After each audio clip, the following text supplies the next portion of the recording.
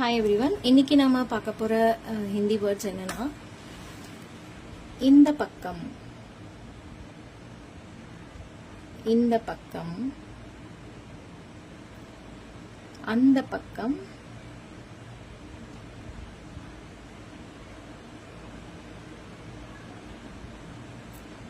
எந்த பக்கம்.